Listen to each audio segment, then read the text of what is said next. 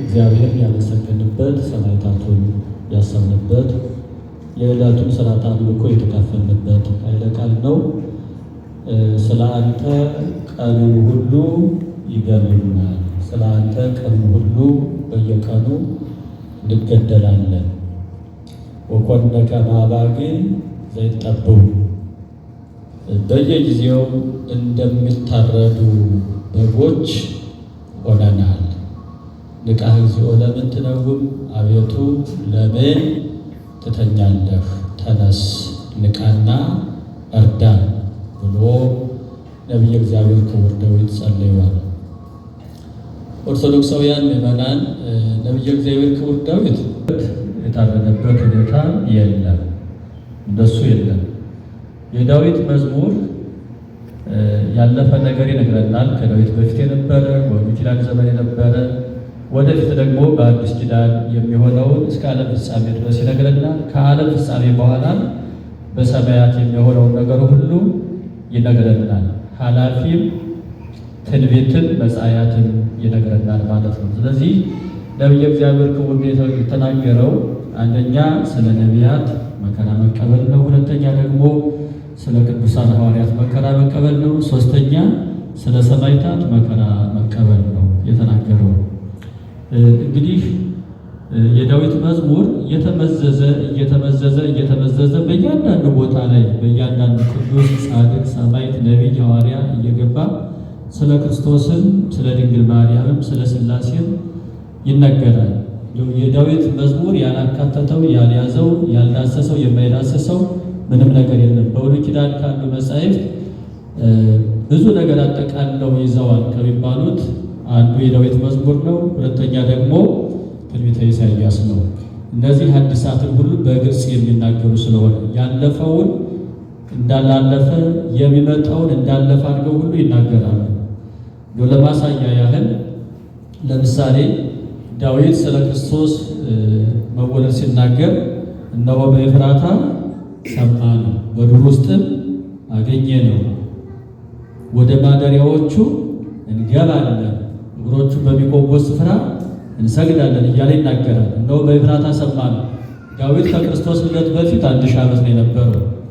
በኤፍራታ ሰማነው። ኤፍራታ ቤተልሔም ናት። በኤፍራታ ሰማነው ማለት በከብቶች በረት ተወልዶ እንደ ሕፃናት ሲያለቅስ ሰማነው። በዱር ውስጥ አገኘነዋ፣ በከብቶች በረት አገኘነው ነው አንድ። ሁለተኛ በኤፍራታ ሰማነው፣ ሲያስተምር ሰማነው። ወደ ኢየሩሳሌም እንወጣለን፣ በዛ የሰው ልጅ ይይዙታል፣ ይሰቅሉታል፣ ይገሉታል፣ በሦስተኛው ቀን ከሙታን ተለይቶ ይነሳል ብሎ ሲያስተምር ሰማነው። እንደ ሰማነው ደግሞ በዱር ውስጥ በቀራንዮ ስፍራ በዛ ተቀብሮ ተነስቶ አገኘነው። እንዲህ ማለት ነው። እንዲህ ደረቅ ሐዲስ ኪዳን ይባላሉ። ሌላው ነቢዩ ኢሳይያስ በእርሱ ቁስል ወይም በመገረፉ ቁስል እኛ ተፈወስን ብሎ ደግሞ ይናገራል። እና የዳዊት መዝሙርና የነቢዩ የኢሳይያስ ትንቢት ግልጽ የሆኑ ነገሮችን ያለፈም የሚመጣም ነገር ይናገራል። እና አሁን ቀኑን ሁሉ ስላንተ እንገደላለን፣ እንደሚታረዱ በጎች ሆነናል ብሎ የተናገረው ስለ ነቢያት ወደፊት ስለሚመጡት፣ እንደገና ደግሞ ስለ ሐዋርያት፣ ስለ ሰማዕታት ወደፊት እስከ ዓለም ፍጻሜ ድረስ ስለሚነሱ አማኞች ነው የተናገረው። የዳዊት የዝማሬው በረከት፣ የጸሎቱ በረከት፣ የትንቢቱ በረከት ከሁላችን ጋር ይሁን። በዚህ ኃይለ ቃል ተነስተን እንግዲህ ስለ ሰማዕቱ ቅዱስ መርቆሬዎስ ትንሽ ነገር ተነጋግረን መርሐ ግብራችንን እናጠቃላለን። ኦርቶዶክሳውያን ሰማዕቱ ቅዱስ መርቆሬዎስ የመጀመሪያ ስሙ ፕሉፓዴር ነው የሚባለው። ፕሉፓዴር ማለት የአብ ወዳጅ መፍቀሬ አብ ማለት ነው። በኋላ ደግሞ ፕሉፓዴር ማለት መርቆሬዎስ ከሚለው ስሙ ጋር ተያይዞ የኢየሱስ ክርስቶስ አገልጋይ፣ ወታደር፣ አርበኛ ማለት ነው። መርቆሬዎስ የተወለደው በኢጣሊያ ሮም ነው።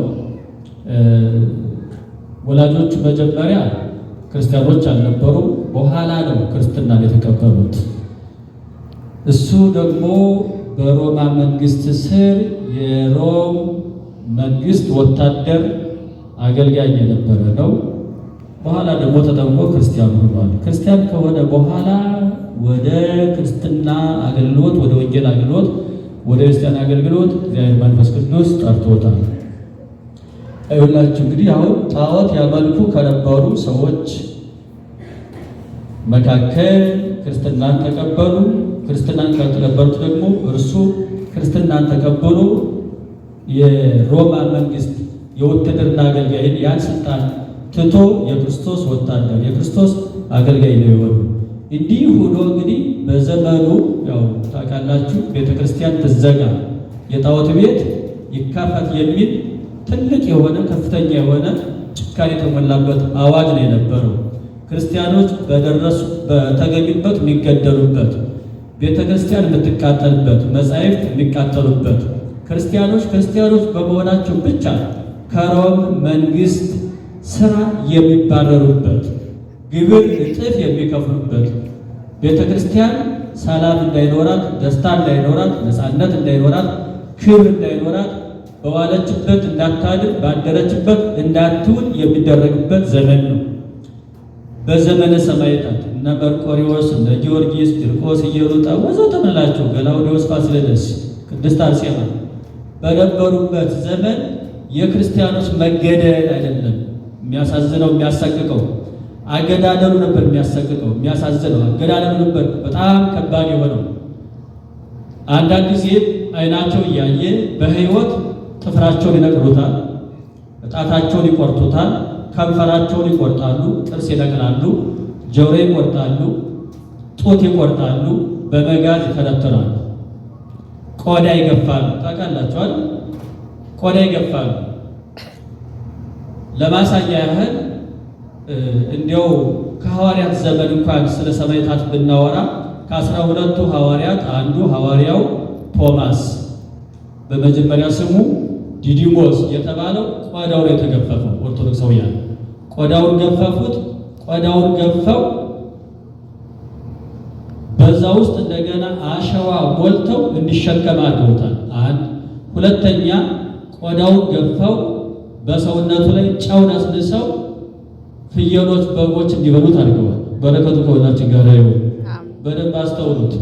ሌላው ቶማስ በዚሁ በዘመነ ሰማዕታት የነበረው ቶማስ ዘመርአስ የሚባለው ከሊቃውንት ከቅዱሳን መካከል አንዱ የሆነው በኒቅያ ጉባኤ ከ318 ሊቃውንት ጋር የተገኘው አርዮስን ካወገዙት መካከል አንዱ የሆነው ምንድን ነው ያደረጉት? እሱ እንደምታውቁት መጀመሪያ አህዮቹን ቆረጡ። እንደዛ ያደረጉት አህዮቹን ቆራረጡ። ሁለት አህዮች ነበሩት። አንዱ ስንቅ የሚጫንበት መጽሐፍ የሚጫንበት፣ አንዱ ደግሞ እርሱ ተጭኖ የሚመላለስበት የሚያገለግልበት። ሁለቱን ቆረጡ። ነገር ግን እግዚአብሔር መንፈስ ቅዱስ ሁለቱንም በሕይወት አስነሳ፣ ቀጠላቸው። ከዛ በኋላ ለምን እሱን አንቆራርጠውም ብለው እጁ እንዳይሞት አድርገው ነው እጆቹን ሁለት እጆቹን ቆረጡ፣ ሁለት እግሮችንም ቆረጡ። ይህን ነው ስለ አንተ ቀኑን ሁሉ እንገደላለን ደስ እንደሚያሰኛቸው ያደርጉ ነበር። ለምሳሌ ትዝ ይላችኋል ሰማዕቱ ቅዱስ ጊዮርጊስን በመንኮራኩር ፈጭተውታል አይደል? በመንኮራኩር ፈጭተው እጁን ቆረጡ፣ እግሩን ቆረጡ፣ ቆዳውን ገፈፉ፣ አሰሩት፣ አስራቡት፣ አስጠሙት፣ ገደሉት። ተነሳ፣ አምላካችን አስነሳው። ክብር ምስጋና ይግባው እና ከዛ አሰሩ። ይኸውላችሁ ኦርቶዶክሳውያን አሁን ሰዎች ቤተክርስቲያንን እንዴት እናቃጥል፣ ክርስቲያኖችን እንዴት እናጥፋ፣ እንዴት እንግደላቸው፣ እንዴት እናሰቃያቸው፣ እንዴት ነው የሚጠፉት ብለው ያስባሉ አይደል? በዚህ ዘመን ጭምር ማለት ነው። ልክ ያኔም እንደዚህ ነበር የሚያስቡት እና አስበው በኋላ ያገኙት ምንድነው? በቃ በድንጋይ ወፍጮ ወይም በከሰል ወፍጮ ጊዮርጊስን መፍጨት ከዛ መበተን ሲለው እንደዛ ያደረጉት። ይህ በምክር ቤት ነው የተወሰነ፣ በሮማ ምክር ቤት ተወሰነ፣ አደረጉት። ባለፈው ሳምንት ተብረናል ስለ ቅዱስ ጊዮርጊስ።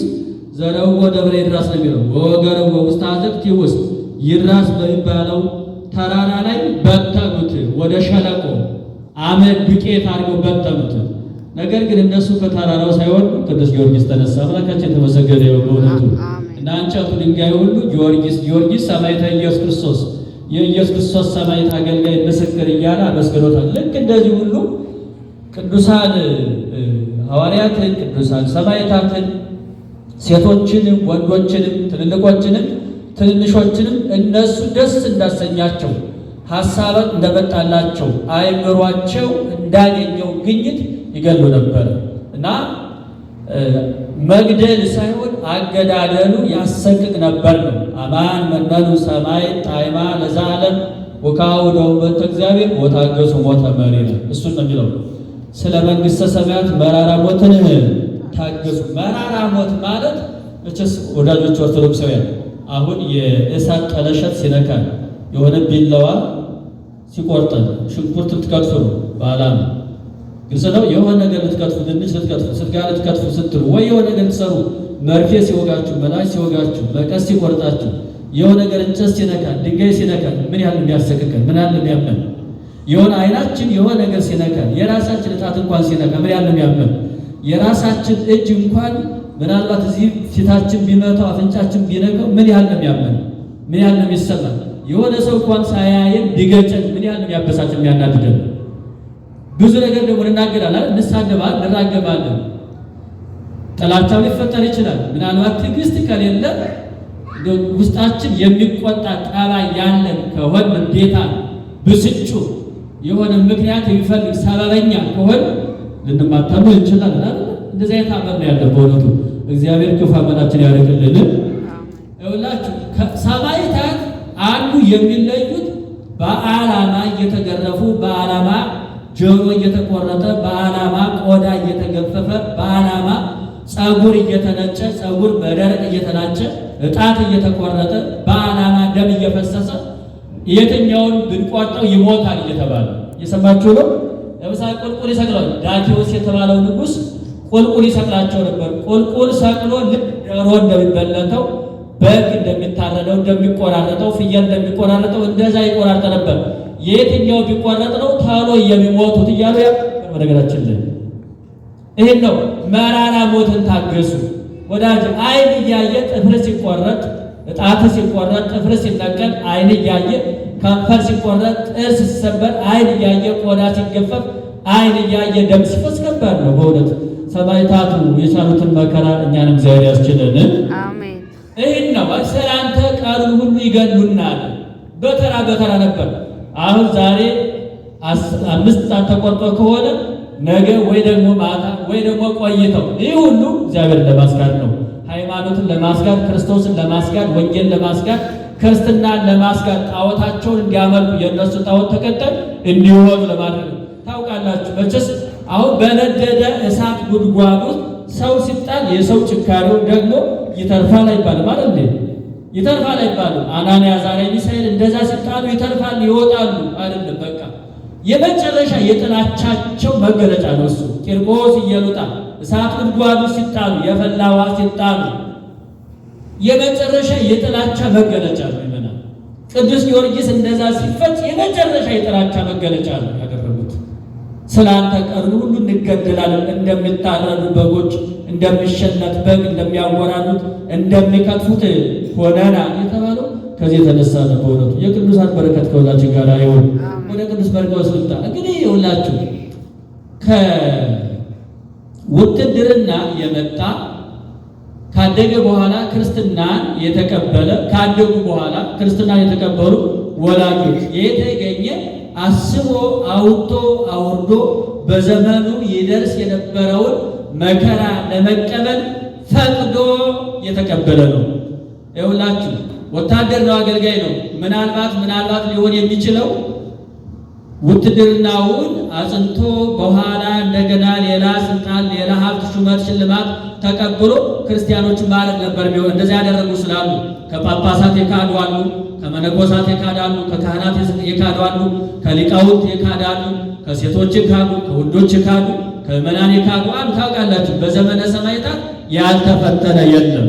ኦርቶዶክሳውያን እነ አርዮስን ስናስብ እነ ንስጥሮስን ስናስብ እነ ሌዮንን እነ መቅዶንዮስን እነ ሰባልዮስን ብዙዎቹን ስናስብ ክደው ክርስቲያኖችን ያሳድዱ፣ አንዳንዶቹ ደግሞ ሃይማኖቱን ቀይረው እነሱ በሚመስላቸው ተከትለው ሌሎች አንድ ባህል ወልድ ዋህድ ብለው የሚከተሉትን ደግሞ የሚያሳድዱ የሚገሉ የነበሩ። ለምሳሌ 9ኙ ቅዱሳን ወደ ኢትዮጵያ የመጡበት ምክንያት ክርስቲያኖች ነን የሚሉ ነገር ግን ክርስቲያኖች አልሆኑ ሁለት ባህል ብለው ክርስቶስን ከሁለት ከፍለው የሚያምኑ ስላሳድዷቸው የመጡት ሁሉም የሮማ መንግስት ሰዎች ናቸው። ሁሉም የሀብታም ልጆች ናቸው፣ ባለጸጋዎች ናቸው። አንዳንዶቹ ስልጣን የነበራቸው ናቸው። ነገር ግን ስለ እኔ ስለ ስሜ እርሻን፣ ቤቴ፣ ሚስቱን፣ ልጁን፣ እህቱን፣ ወንድሙን፣ ባሏን ያልተወ መስቀሉን ያልተሸከመ ለእኔ ሊሆን አይገባውም፣ ሊያገለግለኝ አይችልም ብሎ በተናገረው አምላካዊ ቃል መሰረት ስልጣናቸውን ትተውታል፣ ትዳራቸውን ትተውታል፣ ሀብታቸውን ትተውታል። እሱ ብቻ አይደለም፣ ወደፊት አገኛለሁ፣ አገባለሁ፣ እከብራለሁ፣ ባለስልጣን እሆናለሁ፣ ትዳር መሰረታለሁ፣ ልጅ ወልዳለሁ፣ ያልፍልኛል፣ እኖራለሁ የሚል ሀሳብ እንኳን ቁርጥ አድርገው ትተው ተከውተውታል። እውነቱ በረከታቸው ከሁላችን ጋር አይሁን። እዚህ ብላችኋል። ቅድም ወንጌል ሲነበብ አንድ ወጣት የዘላለምን ሕይወት እንዳገኝ ምን ላድርግ ነው ያለው አይደል? የዘላለም ሕይወት ማግኘት እፈልጋለሁ፣ መውረስ እፈልጋለሁ፣ ምን ላድርግ ብሎ ጠየቀው። ምንድነው ያለው አምላካችን ክርስቶስ? የዘላለምን ሕይወት ማግኘት ከፈለግ ሕግጋትን ጠብቅ ነው ያለው። ሕግጋትን ጠብቅ። የትኛውን ጠብቅ? አትግደል፣ አትስረቅ፣ አታመንዝር፣ በሐሰት አትመስክር፣ አትመኝ፣ እናትና አባትን አክብር የሚለውን ጠብቅ። ሰምታችኋል። ምንድነው ያለው ወጣቱ? ይህ ከሕፃንነት ጀምሮ ጠብቄዋለሁ ነው ያለው። ኦርቶዶክሳውያን ልዩነታችንን አስቡት። እሺ አሁን እኔና እናንተን ያስቸገረን ምንድነው? ኢትዮጵያውያን ያስቸገራቸው፣ ክርስቲያኖችን ያስቸገራቸው፣ ዓለምን ያስቸገረው ምንድነው? የመግደል ጉዳይ፣ የመስረቅ ጉዳይ፣ የማመንዘር ጉዳይ፣ የመስከር ጉዳይ፣ የዘፈን ጉዳይ፣ የጫቱ ጉዳይ፣ የሲጋራው ጉዳይ፣ የድብድብ ጉዳይ፣ በቃ ተራ የሆነ ነገር እኛን አስቸግሮናል። የአሕዛብ ጠባይ፣ የአሕዛብ ግብር እኛን አስቸግሮናል። በእውነቱ እግዚአብሔር አስተዋይ ብሎ ለሁላችን ያደለልን። በመሰረቱ አሁን እኔና እናንተ አትግደል፣ አታስረቅ፣ አታመንዝር፣ በሐሰት አትመስክር፣ አትዋሽ፣ አትመኝ፣ አትስፈን፣ ጫት አትቃም፣ ሲጋራ አታጭስ፣ እንዲህ የሚል ትምህርት ልንማማር አይገባንም ነበር። ይህ ሐዋርያው ቅዱስ ጳውሎስ የሕፃንነት ትምህርት ይለዋል።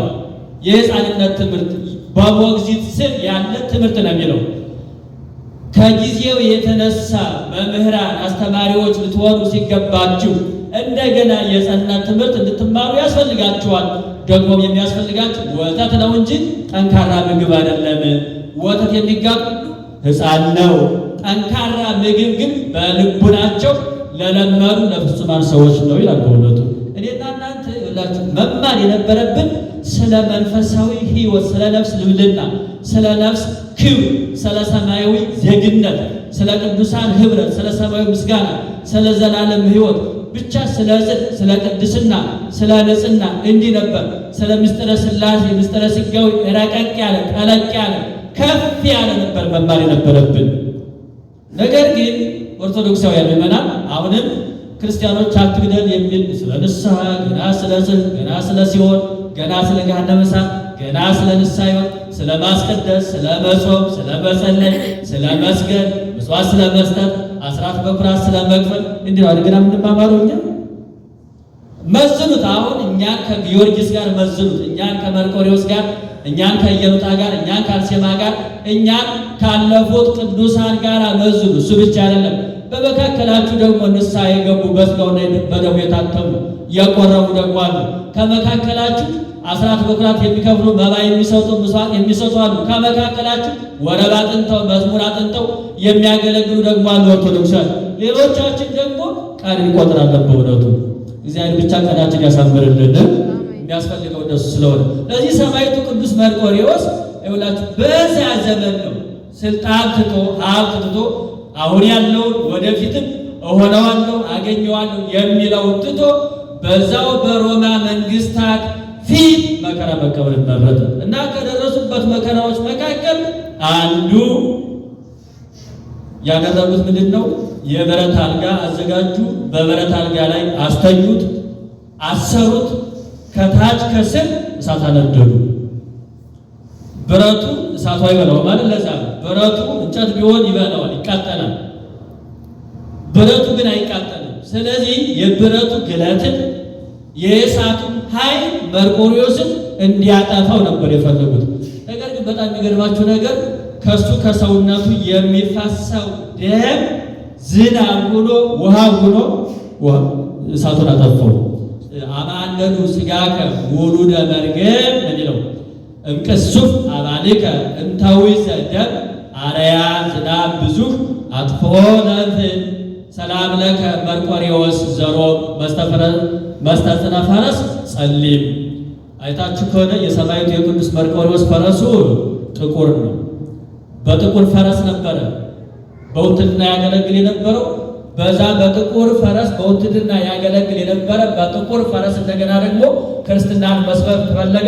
ነገር ግን ከፈረስ አውርደው ፈረሱንም ማጥፍተው እሱንም ማጥፍተው ወንጌልን ለማጥፋት ክርስትናን ለማጥፋት ቤተክርስቲያን ለመዝጋት አስብ ይህን አደረጉ። ይህን ሲያደርጉ ይቃጠልበታል። አልጋውም ደግሞ እሳት ሆኖ ብረት ያው ይገላል አይደል? ሲግል ያቃጥላል። የእሳትን ባህሪ ጠባይ ይይዛል። ያጠፋዋል ያሉትን ደሙ ዝናብ ሆኖ ደሙ ውሃ ሆኖ እሳቱን አጠፋው ይላል። በረከቱ ከሁላችን ጋር ይሁን አሜን። አሁን ከዚህ በፊት ብዙ ጊዜ መከራ ተቀብለዋል። ከዚህ በኋላ ብዙ ጊዜ መከራን ተቀበሉ። ይሄ መታሰሩ፣ መገረፉ፣ መራቡ፣ መጠማቱ፣ በብትር መደብደቡ፣ በድንጋይ መቀጥቀጡ ይሄማ ልብሳቸው ነው የመናው። ይሄማ ሁልጊዜ በረከታቸው ነው። ከዚህ በኋላ ነው እንግዲህ እንዴት ነው የሚሞት ነው? እንዴት ነው የሚጠፋው? እንዴት ነው ወንጌልን ማስተማር የሚተው? የጣዖታችን ተከታይ የኛ አገልጋይ የሚሆን እኛን የሚሰማው በምን መልኩ ነው ብለው አጥንጥረው ነው የሚያደርጉት። እና ዛሬ ሰማዕቱ ቅዱስ መርቆሬዎስ ይሄን አይነት መከራ የተቀበለበት ዕለት ነው። ነገር ግን ደግሞ ክፉ ሰዎች እንዳሰቡት ሰማዕታት አልፉ። ስጋችሁን የሚገሉትን አትፍሩ አይደል? ስጋችሁን የሚገሉትን አትፍሩ፣ ነገር ግን ነፍሳችሁን የሚገለውን ነፍስንም ስጋንም በገሃነም ሊያጠፋ የሚችለው እርሱ ፍሩ። እናንተ የራሳችሁ ፀጉር የተቆጠረ ነው። ከፀጉራችሁ መካከል በራሳችሁ ስልጣን አንዷን ነጭ ማድረግ አትችሉም፣ ማስረዘምም አትችልም፣ ማሳጠርም አትችሉም። በራሳችሁ እግዚአብሔር በተፈጥሮ የሰጠው የዘመኑ ትተነው ማለት ነው። ሌላው እንደገና ደግሞ ከነዚህ ሁለት ወፎች መካከል አንዷ ድንቢጥ ያላባታችሁ ፈቃድ በወጥመድ አትያዝም፣ አትጠፋም።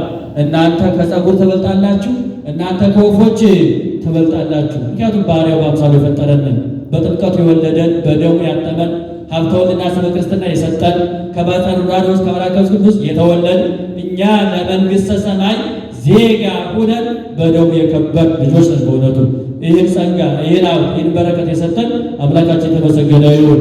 ስለዚህ ኦርቶዶክሳውያን ምዕመናን፣ ቅዱሳን ሰማዕታት፣ ቅዱሳን ነቢያት፣ ሐዋርያት፣ ሴቶችም ወንዶችም፣ ሕፃናትን አዋቂዎችን እንዲህ አይነት መከራ ተቀብለው መንግሥተ ሰማያት ተገቡ። እንዲህ አይነት መከራ ተቀብለው ቤተ ክርስቲያን ሃይማኖትን፣ ክርስትናን፣ ወንጌልን ካስቀጠሉ እኔና እናንተ ከሰማዕታት ጽናት፣ ተጋድሎ፣ ትዕግስት፣ መከራ ተምረን መጾም አያቅተንም ነው። አሁን የኔና የእናንተ ዘመን ስብከት መጾም አያቅተንም ነው። ግልጽ ነው። መጸለይ አያቅተንም፣ ማስቀደስ አያቅተንም፣ ንስሐ መግባት አያቅተንም፣ መቁረብ አያቅተንም፣ መዘመር፣ ማገልገል፣ መማር አያቅተንም። የሰላም ሰው መሆን፣ የፍቅር ሰው መሆን፣ የትዕግስት ሰው መሆን አያቅተንም። ደግ ሰው፣ መልካም ሰው መሆን አያቅተንም። ኦርቶዶክሳውያን ይሆናል ሰማዕታት ያለሁበትን፣ ሐዋርያት ያለሁበትን፣ ጻድቃን ያለሁበትን፣ መነኮሳቱ፣ መናንያኑ፣ ባይታውያኑ፣ ገዳማውያኑ ከሰው ጋር ከተፈጥሮ ጋር ከራሳቸው ጋር ታግለው ያለፉትን አስበን እንጦንስን፣ ጳኩሚስን፣ መቃርስን፣ ተክለ ሃይማኖትን፣ ገብረ ቅዱስን፣ አርሴማን፣ ኢየሩጣን፣ ሳሉ ቂርቆስን አስበን እኔና እናንተ በሰላም ቦታ በሰላም ሁኔታ ያለምንም ችግር እየሰራን እየበላን እያጠጣን እያገባን እየተጋባን እየተዋለድን የልባችን መሻት እግዚአብሔር የወደደውን የፈቀደው እያደረግን ከኃጢአት ተከልክለን ንስሐ መግባት ሥጋውን ደሙን መቀበል አያቅተንም። ኦርቶዶክሳውያን መርቆሬዎስ ሰማዕት ለመሆን አሰበ፣ ለመሞት አሰበ፣ መከራ ለመቀበል አሰበ። ጊዮርጊስ እንደዛው፣ ሌሎቹ ቅዱሳን እንደዛው ደም አፈሰሱ። ዕጣን ተቆረጠ፣ ጥፍር ተነቀለ፣ ጡት ተቆረጠ፣ አንገት ተቆረጠ፣ ወዳጀ ቆዳ ተገፈፈ፣ ቁልቁል ተሰቀሉ፣ በእሳት ተቃጠሉ፣ በሰይፍ ተቆረጡ፣ በመጋዝ ተተረተሩ፣ በመንኮራኩር ተፈጩ። እኔና እናንተ በነፃነት በደስታ በምቹ ሁኔታ መጾም አያቅተንም። ማስቀደስ አያቅተንም። ንስሐ መግባት ከኃጢአት መለየት አያቅተንም። እኔና እናንተ ከኃጢአት ነገር ሁሉ ኃጢአት ከሆነብን እንዳንጸልይ፣ እንዳናስቀድስ፣ ንስሐ እንዳንገባ፣ ሥጋውን ደሙን እንዳንቀበል፣ አገልጋይ እንዳንሆን፣ በቤቱ በሃይማኖት በሥነ ምግባር እንዳንጸና ካደረገን መለየት አያቅተንም። የጊዮርጊስ አምላክ የኛ አምላክ ነው። የመርቆሬዎስ አምላክ የኛ አምላክ ነው። የተክለ ሃይማኖት አምላክ የኛ አምላክ ነው። የቅዱሳን አምላክ የኛ አምላክ ነው። የምናመልከው፣ የምንከተለው፣ የምናምነው እሱም ነው። የተሰበሰብነው በሱ ስም ነው። የተጠመቅነው በሱ ስም፣ እነሱም በሱ ስም ነው የተጠመቁት። እኔና እናንተም በሱ ስም ነው። እነሱ ያመለኩት እርሱን ነው። እኔና እናንተ የምናመልከው እሱም ነው። እነሱ የሚገቡባት ገነት መንግሥተ ሰማያት እኔና እናንተ የምንገባበት ነው። ልዩነቱ ግን እነሱ በሰማዕትነት በመከራ በተጋድሎ በፈተና በጭንቅ በስቃይ፣ እኔና እናንተ ደግሞ በምቹ ሁኔታ። ይህ አያቀተንም ኦርቶዶክሳውያን። ለዚህ ምን ያስፈልጋል? ማሰብ ያስፈልጋል። እግዚአብሔር ማሰብ የምንችልበትን ማሰላሰል መወሰን የምንችልበትን አቅም ለሁላችን ያድለን። አባ ፓምቦ የተባለ አባት አንድ ኃይለ ቃል ተናገረ። በአጭር ቃል አለ፣ ልብ ካለህ ትድናለህ። በሉ እስቲ ልብ ካለ በሉ። ልብ ካለ ምን ትሆናለህ? ትድናለህ። እውነት ነው አይደል? አሁን ጊዮርጊስ ያን ያህል መከራ እንዲቀበል ያደረገው ምኑ ነው? የልቡ ውሳኔ ነው አይደል? ውሳኔው እኮ ነው። በቃ ወሰነ፣ ቆረጠ፣ አደረገ። ጊዮርጊስም ስልጣን ነው የተወው። 9 ቅዱሳን ስልጣን ትተው ነው የመጡት። መርቆሬዎስ ስልጣን ነው የተወው። እነ ቅድስት አርሴማ ትዝ ይላችኋል። ስልጣን እኮ ነው የተዉት። የንጉሥ ሚስት መሆን፣ ንግሥት መሆን እኮ የተዉት። ምቾት፣ ድሎት፣ ቤተ መንግሥት፣ ወርቁን፣ ብር፣ ዕንቁን፣ አልማዝ እሱ ነው እኮ የተዉት። ይመናል በዓይን የሚታይ የሚጨበጥ የሚደስስ የሚለካ እሱን ተውት። ምንድን ነው ያስተዋቸው? ሀሳባቸው። በእውነቱ እግዚአብሔር እንዲቆራጥ የሆነ ልብ ለሁላችን ያድለን። ልብህን አጥብቀህ ጠብቅ ይላል። ሀሳብህን ማለት ነው፣ ስሜትህን፣ ምኞትን፣ ፈቃድ፣ ፍላጎትህን አጥብቀህ ጠብቀው። ለምን? እውነት የሚገኘው ሕይወት የሚገኘው ጽድቅ የሚገኘው ከሱ ነው። መልካም ነገር የሚገኘው ከሱ ነው። ደግሞ ክርስቶስ የነገረን ልበ ንጹሖች ብፁዓን ናቸው። ማን ያዩታል? እግዚአብሔርን ያዩታል። ይኸውላችሁ አዩት። ጊዮርጊስ ቅዱሳኑ አዩት። ሥላሴን አዩ፣ ገነትን አዩ፣ መንግሥተ ሰማያትን አዩ፣ የመላእክትን ኑሮ አገልግሎት ሕይወት አዩ፣ አደረጉት። እኔና እናንተ በአይነ ሕሊና በአይነ ልቦና ገነትን መንግሥተ ሰማያትን የሰማዕታትን ተጋድሎ የክርስቶስን መከራ መስቀሉን የድንግል ማርያምን ሐዘናውን ድምሰዋን አይተን ንስሐ ገብተን ሥጋውን ደሙን ተቀብለን መንግሥቱ እንድንወርስ የበቸነቱ ይርዳል። ትችላላችሁ ይመናል። እሺ ለሚያምን ሁሉ ይቻላል። ትችላላችሁ። በጣም የምትገርሙኝ ምዕመናን አላችሁ። በጣም ይቅርታ አድርጉልኝ። በጣም የምትገርሙኝ ምዕመናን አንዳንዴ የምታሳዝኑኛላችሁ። በጣም ጾማላችሁ፣ በጣም ጸልያላችሁ፣ በጣም ሰግዳላችሁ፣ በጣም ትዘምራላችሁ፣ አስራት በኩራት ትከፍላላችሁ፣ መባ ትሰጣላችሁ፣ ትማራላችሁ። በቃ ከቤተ ክርስቲያን ከክብረ በዓል ከማህሌት ከቅዳሴ አትጠፉ። እግዚአብሔር ያጽናችሁ። ግን ደግሞ ንስሐ አትገቡ። ግን ደግሞ አትቆሩ። ይኸውላችሁ ሰው ነጋዴ ሆኖ መንግስት ሰራተኛ ሆኖ ባለ ሀብት ሆኖ ካምፓኒ እየሰራ የቤት ሰራተኛ ሆኖ መቁረብ ከቻለ ማገልገል ከቻለ መቀደስ ከቻለ ሌላው ለምንድን ነው የማይችለው? ይመናል። ለምንድን ነው የማትችሉት? ምን የተለየ ነገር አለ? እዚህ አካባቢ ካምፓኒ የሚሰሩ የግል ስራ የሚሰሩ የሚቆርባሉ ወንድሞቻችን፣ ባለትዳሮች የሚቆርባሉ። ከዚህ ከእናንተ መካከል ካምፓኒ የሚሰሩ የሰው ቤት የሚሰሩ ባለትዳሮች የሆኑ የሚቆርባሉ። የእናንተ ጓደኞች ከእናንተ ጋር አብረው የሚውሉ የሚያድሩ የሚሰሩ የምታውቋቸው የሚቆርባሉ። መዝሙር አጥንተው ወረብ አጥንተው የሚያገለግሉ አሉ ቤተክርስቲያን። ሌሎቻችሁ የማትቆሩበት ምክንያት ምንድን ነው? ምን ነው ችግሩ? በደንብ አስቡ። እግዚአብሔር ማሰብ የምንችልበት አይሞላ ያደለን። እሺ ይኸውላችሁ ምዕመናን በደንብ አስቡ፣ በጥልቀት አስቡ። ምን ሆኜ ነው በሉ። እሺ ይገባኛል፣ ወደፊት ወይ አገባለሁ ወይ አገኛለሁ እሰራለሁ እንደዚህ እሆናለሁ እንዲሁ እንዴት እንደቆርባለሁ ኢትዮጵያ ስሄድ እቆርባለሁ የሚሉ ምክንያቶች ይኖራሉ። ለአመክንዮ ምክንያት ለኃጢአት ምስለ ሰብእ ገበርተ ዓመፃ ወኢይትናበር ነው የሚለው።